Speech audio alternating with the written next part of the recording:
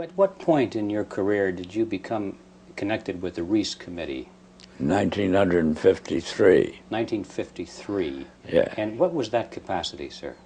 That was the capacity of what they call Director of Research for the Reese Committee.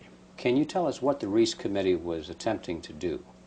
Yes, I can tell you. It was operating and carrying out instructions embodied in a resolution passed by the House of Representatives, which was to investigate the activities of foundations as to whether or not these activities could justifiably be labeled un-American without, I might say, defining what they meant by un-American. That what we had uncovered was the determination of these large endowed foundations through their trustees to actually get control over the content of American education. Raoul Gaither was at that time president of the Ford Foundation. And Mr. Gaither had sent for me when I found it convenient to be in New York.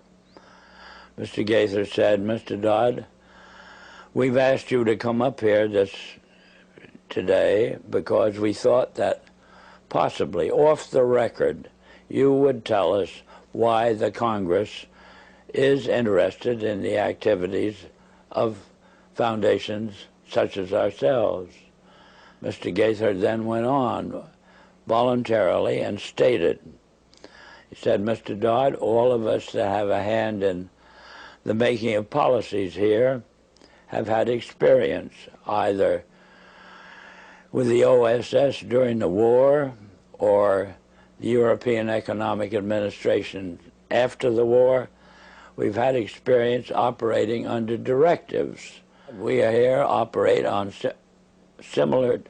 in response to similar directives, the substance of which is that we shall use our grant-making power so to alter life in the United States that it can be comfortably merged with the Soviet Union."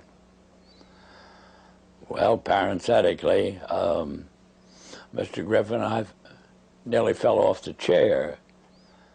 My response to Mr. Gaither then was, "Oh, Mr. Gaither, I can now answer your first question. You forced the Congress of the United States to spend $150,000 to find out what you just told me."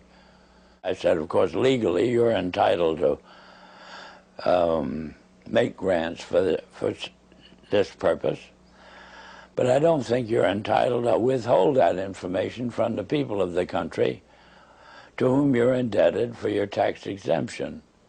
So why don't you tell the people of the country that's what you've told me?" And his answer was, "We would not think of doing any such thing." So then I said, "Well, Mr. Gaither, obviously, you forced the Congress to spend this money." Dr. Johnson, who was then president of the Carnegie Endowment, telephoned me and said, "Did I ever come up to New York?" And I said, "Yes, I did, more or less each weekend." And he said, "Well, when you're next here, will you drop in and see us?" Which I did. And Dr. Johnson said, after, again, amenities, "Mr. Dodd, we have your letter. We can answer all those questions, but it'd be a great deal of trouble. And we have a counter-suggestion, is that if you can spare a member of your staff for 2 weeks and send that member up to New York, we will give to that member a room in the library and the minute books of this foundation since its inception. And we think that whatever you want to find out or the Congress wants to find out will be obvious from those minutes." Well, my first reaction was they'd lost their mind. I had a pretty good idea of what those minutes would contain, but I realized that Dr. Johnson had only been in office 2 years, and the vice presidents were relatively young men, and counsel seemed to be also a young man, and I guessed that probably they'd never read the minutes themselves.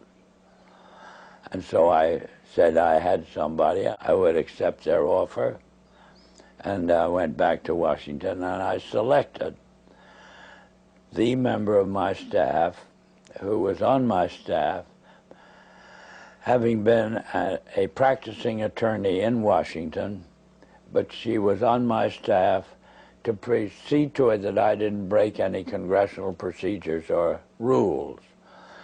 In addition to which, she was unsympathetic to the purpose of the investigation.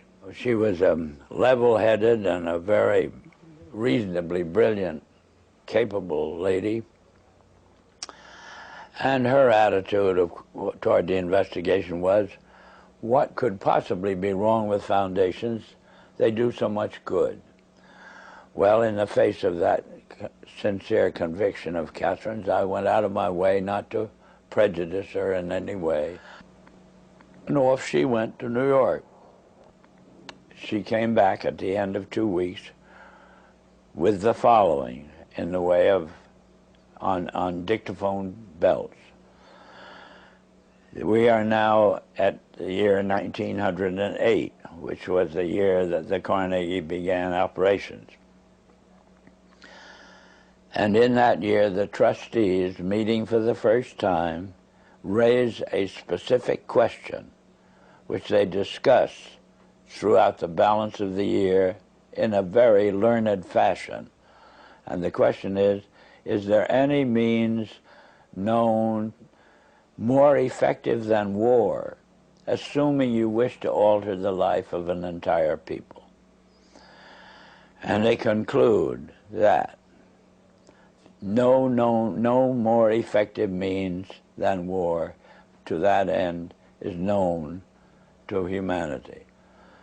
So then, in 1909, they raised the second question and discussed it, namely, how do we involve the United States in a war? Then finally, they answer that question as follows: we must control the State Department. And then that very naturally raises the question of how do we do that?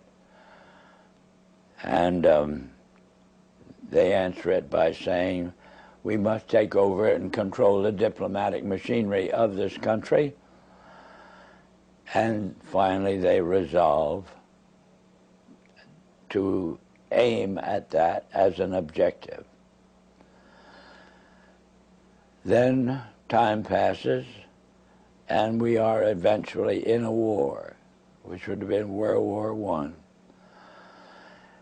And at that time, they record on their minutes a shocking report in which they dispatched to President Wilson a telegram cautioning him to see that the war does not end too quickly. And finally, of course, we are, the war is over. At that time, their interest shifts over to preventing what they call a reversion of life in the United States to what it was prior to 1914. At that point, they come to the conclusion that to prevent a reversion, we must control education in the United States. Yeah, I might tell you this experience as far as its impact on Catherine Casey was concerned was she never was able to return to her law practice. If it hadn't been for Carol Reese's ability to tuck her away on a job with the Federal Trade Commission, I don't know what would have happened to Catherine, but ultimately she lost her mind as a result of it.